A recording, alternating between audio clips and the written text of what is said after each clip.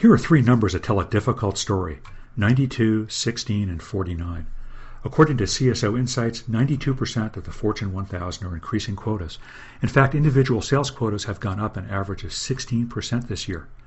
But that same research shows that 49%, nearly half of the sales managers and executives like you, are concerned or doubtful about your team's ability to hit those numbers. What we also know is that these quota increases can create some very unhappy salespeople, particularly because the research also shows that for the average company, only 45 to 50% of salespeople actually made last year's quota. The bottom line, quotas are up, but so are doubts about whether the sales team can hit their new higher targets. How can you overcome these doubts and get your salespeople to reach the numbers you're shooting for? If your salespeople are like most we see, they're talking to buyers and trying to identify needs so they can sell them your solutions. Often these needs are the ones identified by the customer in RFPs and RFIs. You could call these known needs, the ones that your salespeople are comfortable matching up with products and services they always sell. It's often a very comfortable conversation. The same solutions get specified and sold to the same limited set of identified needs month after month, quarter after quarter. The problem is, when your sales team sells to these known needs, they're working in their comfort zones, responding to the same needs the competition's responding to.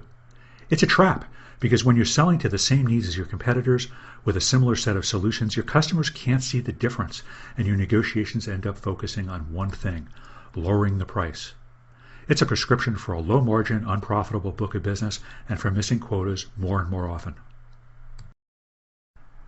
But what if your sales team began identifying additional new needs that your customers aren't thinking about, unconsidered needs, and then introduce them to additional products and services that satisfy those needs? And what if those new needs focused your sales conversations on a set of unique and relevant strengths that highlighted your unconsidered value and differentiated your solution? Getting your salespeople to do this, to get out of the comfort zone of responding to identified needs with the usual specified products, is critical to helping you achieve your increased quota goals. Here's the challenge, however. These conversations take place outside of most reps' comfort zones. Talking about new needs and solutions requires your sales team to take more control of the sales conversation, and this can create uncomfortable tension. But if you think about it, your team must talk about unconsidered needs and value with your customers. That's when they can really have new conversations with new decision makers about new solutions. It's in these discussions of unconsidered needs that product launches succeed. It's in these conversations where your salespeople change the game on new customer acquisition and expansion of existing relationships. Frankly, this requires equipping and training your salespeople to have new conversations that really differentiate your solutions with new decision makers about new needs and new capabilities that are outside their comfort zone.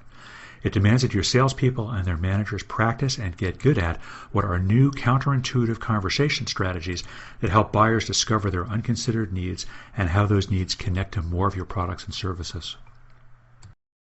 So let's compare some typical comfort zone rep behaviors and the counterintuitive rep behaviors.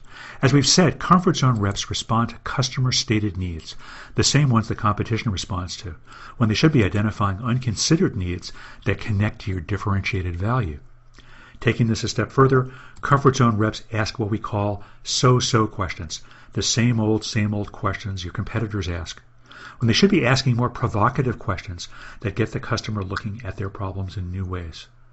And comfort zone reps limit their discussions to the business needs that come up in a discussion when they should also be digging for and focusing on the personal needs they can address in order to really motivate a faster, more profitable buying decision. Not surprisingly, it takes a fresh approach to enabling your salespeople to have these new conversations with new decision makers about new needs and new capabilities. In other words, to get them comfortable operating outside of their current comfort zones. If you need to get your sales team using counterintuitive selling approaches to hit your bigger quotas, you can learn more. Download this article today.